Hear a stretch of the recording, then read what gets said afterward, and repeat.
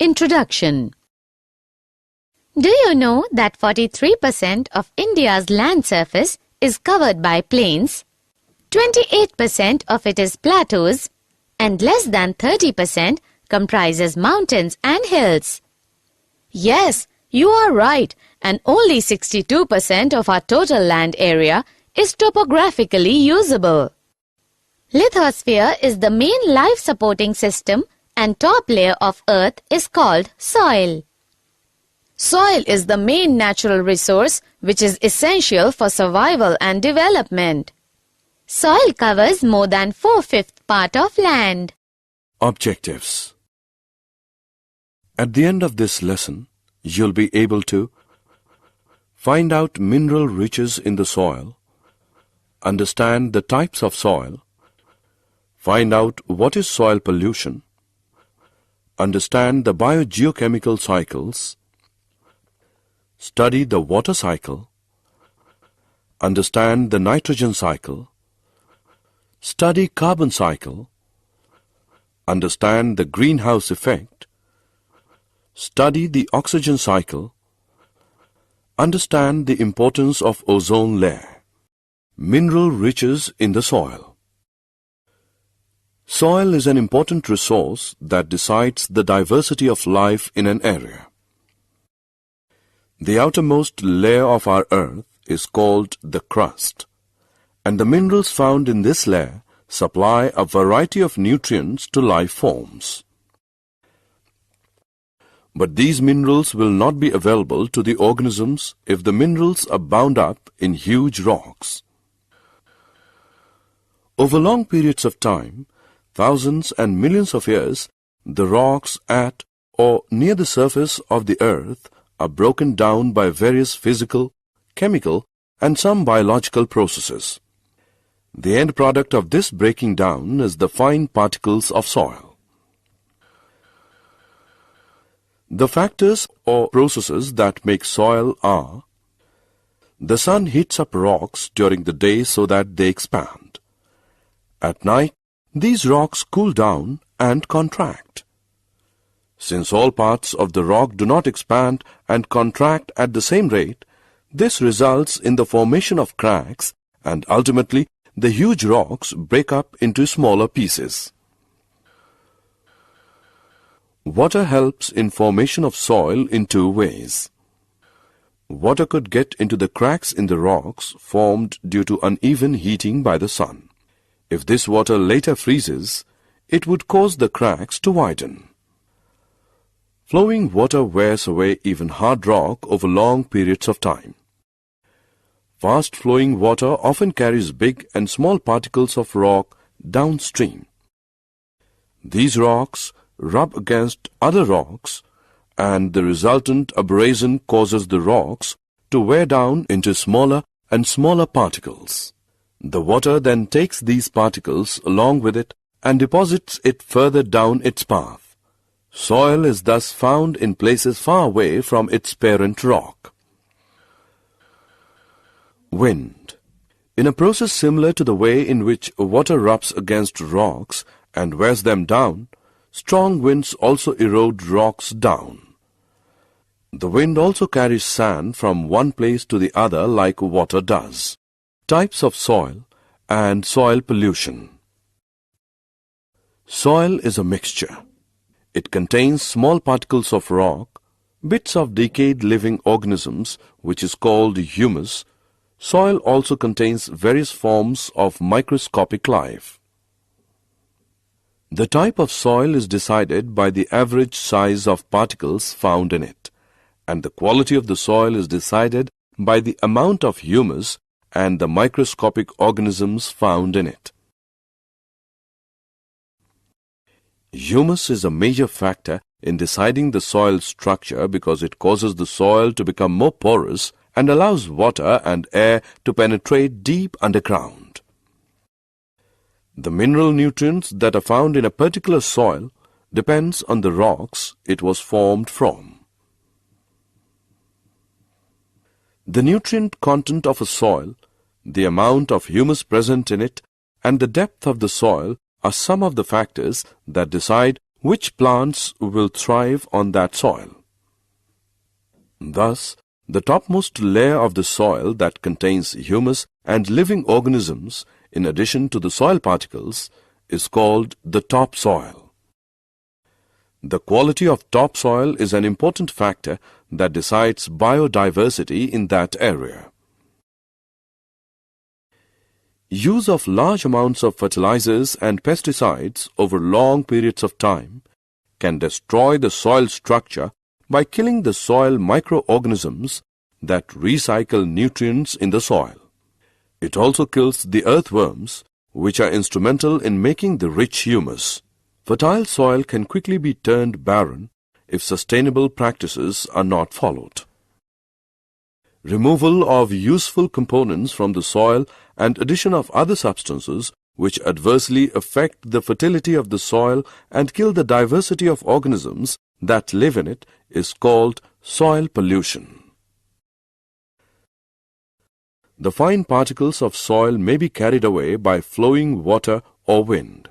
If all the soil gets washed away and the rocks underneath are exposed, we have lost a valuable resource because very little will grow on the rock. This process is known as soil erosion. The roots of plants have an important role in preventing soil erosion. Vegetative cover on the ground has a role to play in the percolation of water into the deeper layers too. Biogeochemical cycles. Biogeochemical cycles are the cyclic pathways through which chemical elements move from environment to organisms and back to the environment. Biogeochemical cycles are essential because the earth and its environment with reference to these elements are called closed system, and there is no inflow of such elements from outside the earth, and their amounts are limited. There are mainly two types of biogeochemical cycles: gaseous cycles, sedimentary cycles. The water cycle. We know the water evaporates from the water bodies, and subsequent condensation of this water vapor leads to rain. But even after this continuous condensation process, we don't see the seas and oceans dry up. So, now question comes in our mind, how is the water returning to these water bodies? The answer to above question is that the whole process in which water evaporates and falls on the land as rain and later flows back into the sea via rivers is known as the water cycle. All of the water that falls on the land does not immediately flow back into the sea. Some of it seeps into the soil and becomes part of the underground reservoir of fresh water. Some of this underground water finds its way to the surface through springs, or we bring it to the surface for our use through wells or tube wells. Water is also used by terrestrial animals and plants for various life processes. As you know, water is capable of dissolving a large number of substances. The nitrogen cycle. Nitrogen gas makes up 78% of our atmosphere, and nitrogen is also a part of many molecules essential to life like proteins, nucleic acids, DNA and RNA, and some vitamins. Nitrogen is found in alkaloids and urea too. Nitrogen is an essential nutrient for all life forms. However, except a few forms of bacteria, life forms are not able to convert the nitrogen molecule into forms like nitrates and nitrites, which can be taken up and used to make the required molecules.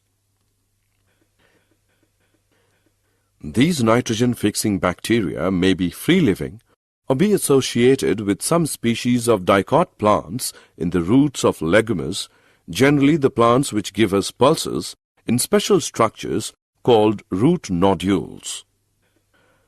Other than these bacteria, the only other manner in which the nitrogen molecule is converted to nitrates and nitrites is by lightning.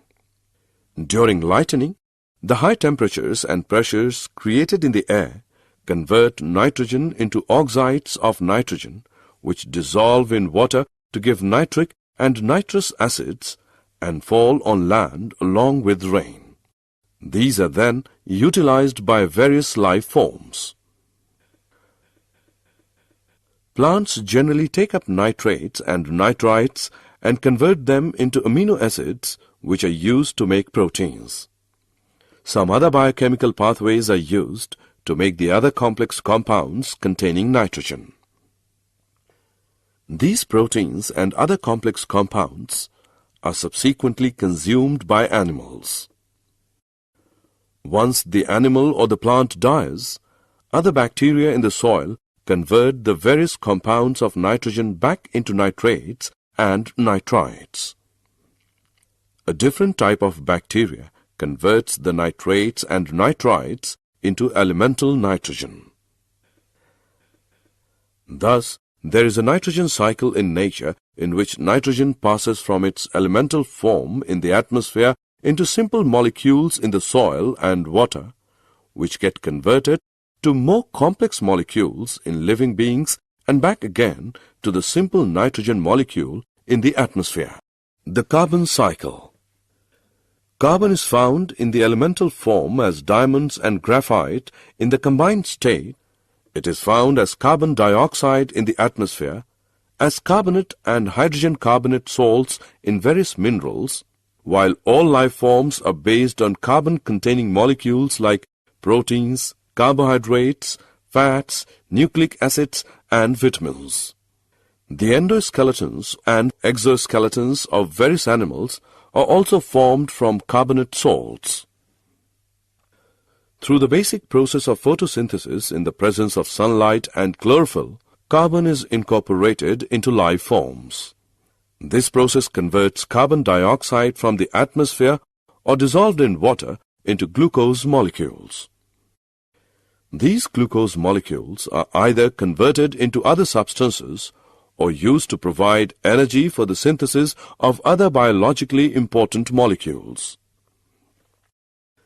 The utilization of glucose to provide energy to living things involves the process of respiration, in which oxygen may or may not be used to convert glucose back into carbon dioxide, which then goes back into the atmosphere. Another process that adds to the carbon dioxide in the atmosphere is the process of combustion, where fuels are burnt to provide energy for various needs like heating, cooking, transportation, and industrial processes.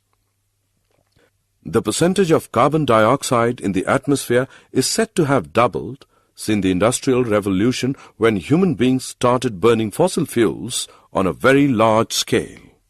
The greenhouse effect. The greenhouse effect is a process by which thermal radiation from a planetary surface is absorbed by atmospheric greenhouse gases and is re-radiated in all directions.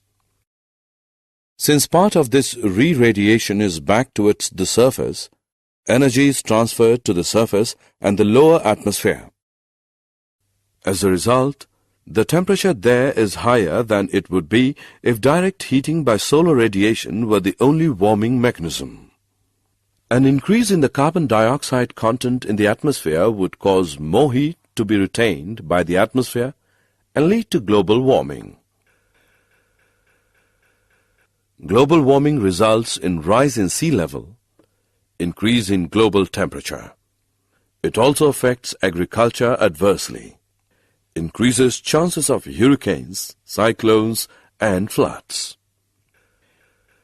Increase in temperature and humidity may cause increase in disease. The oxygen cycle. Oxygen is found in the elemental form in the atmosphere to the extent of 21%. In the air it is found also in the form of carbon dioxide. In the Earth's crust it is found as oxides of most metals and silicon, and also as carbonate, sulfate, nitrate, and other minerals.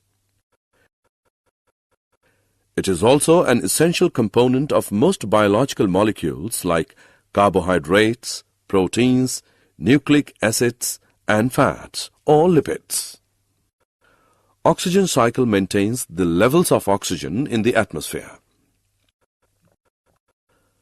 Oxygen from the atmosphere is used up in three processes, namely combustion, respiration, and in the formation of oxides of nitrogen. Oxygen is returned to the atmosphere in only one major process, that is photosynthesis. Did you know, each year for the past few decades during the southern hemisphere spring, chemical reactions involving chlorine and bromine cause ozone in the southern polar region to be destroyed rapidly and severely. This depleted region is known as the ozone hole. The area of the ozone hole is determined from a map of total column ozone.